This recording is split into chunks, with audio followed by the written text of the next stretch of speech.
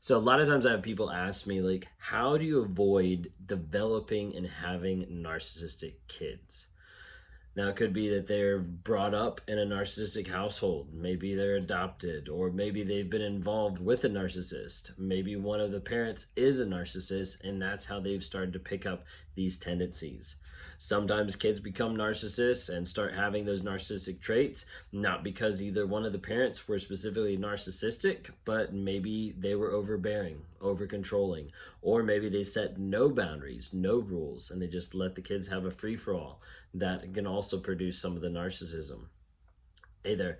My name is Ben Taylor. I'm a narcissist. I'm a narcissist that's in recovery and that's working on bringing awareness about narcissism out here. So on YouTube, on TikTok, on Instagram, I'm really trying to promote awareness so that people understand, hey, narcissism is real and it's stuff that people struggle with on a daily basis. It's stuff that narcissists struggle with, not wanting to cut the lies, not wanting to be real about who they actually are. And it's also real for the abuse victims, the people that are in narcissistic relationships that are getting constantly gaslit, manipulated, lied to, and abused in that relationship.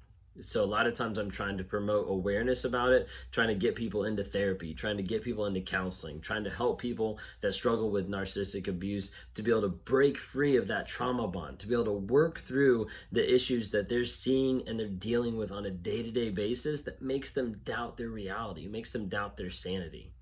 And that's what I'm trying to do. So in talking to a lot of different people, with having one-on-ones and talking face-to-face with people about narcissism, sometimes the question that gets brought up is the idea of, how do I not have narcissistic kids? Like, what do I need to do? A lot of this goes back to the early upbringing of dealing with the child and working with them one-on-one to be able to process their emotions and to be able to process the things that they feel that they don't know how to process. A lot of times as we have kids and as they grow up, we get to the place where we think that they should just be able to learn. They should just be able to process their emotions and their feelings. And we don't really give them time to be able to work that out, where we actually come alongside and work with them. Now, as a narcissist, I know I'm kind of speaking tongue-in-cheek because for me, it's hard to be able to do that. It is hard to be able to connect with my daughter, to be able to work through her emotions. Even today, interacting with her and having her get grumpy, having her get frustrated, my patience level is very short, my tolerance level is very short, and I just want to be like, what is your problem? But that doesn't help. That doesn't help her grow. That doesn't help her deal with the emotions, the feelings, the highs and lows that she's working with. It doesn't help her at all. Was it hard? Yes. Do I blow up sometimes? Yes. Did I help her in the moment? Not as much today as what I should have. It takes time. As you're working with your kids, focus on developing their emotions and having them understand that it's okay to have emotions. It's okay to feel. A lot of times in this society that we're in, people don't want people to feel. People don't want people to be able to grow up and to be able to understand, hey, it's okay if you have emotions. Now, those emotions don't have to control you, but it's okay if you have those emotions. They're not inherently bad. It's not bad for you to have certain types of emotions. It's not bad for you to have this emotion or that emotion. It's how you deal with it, and it's how you respond to it that really make the difference. A lot of times people in this society don't view people having emotions as being a good thing. So you see a lot of kids that grow up and their parents say, or the people around them or society says, boys don't cry.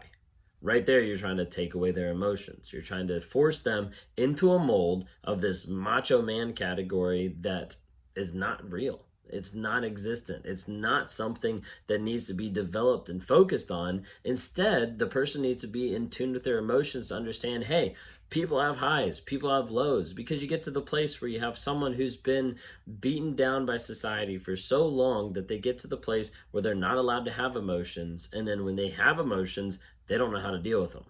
And as a result, they start raging, they start yelling, they start screaming because they don't understand what is inside them, because no one's actually helped them work through it. So as your kids are growing up, work with them, help them understand their emotions. Another thing that's really key for working with your kids into having them not develop into narcissistic relationships, into narcissists themselves, is not degrading them, not devaluing them. Again, this comes back to the emotion piece, but it also comes back just to everyday life of how we interact. And you realize how easy it is to make fun of your kids. Sometimes they do really funny stuff. They do really crazy stuff. They do dumb stuff. Let's just be honest.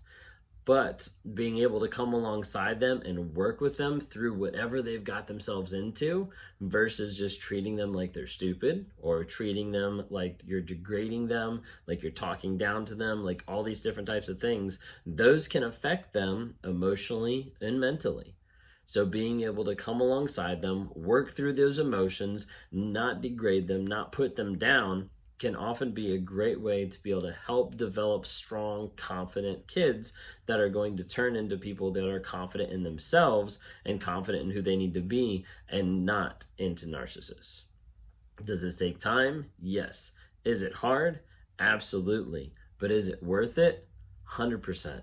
Because if you're able to work with someone and help them become a confident person that's strong-willed and focuses on the right things and is growing and wants to grow and change to be the best that they can possibly be, that's amazing and that's awesome. But it comes down to making sure that we work with them to have them understand it's not bad to feel. It's not bad to have emotions. What we have to work on is our response to it, our response and how we act and how we deal with those emotions. So it's not bad to feel sad because you weren't able to get a cookie, but you screaming and yelling on the floor because you're not getting your way isn't a proper response to that sadness, isn't a proper response to what's going on. Really, that's what it is it's working with your kids day in, day out to be able to process those emotions and then see a good response from it, not just whatever response they come up with. That's where we have to be able to work with them, coach and train them in a right way.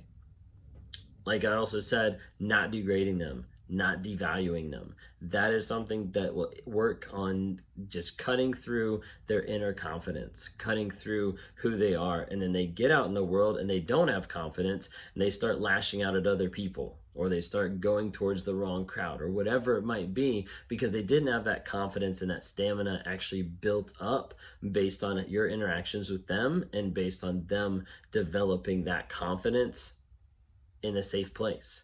If they don't have a safe place, if they don't have a place that they can come to and share anything and everything, they're not going to build that confidence. They're not going to build that openness to be able to work through issues, to be able to work through problems.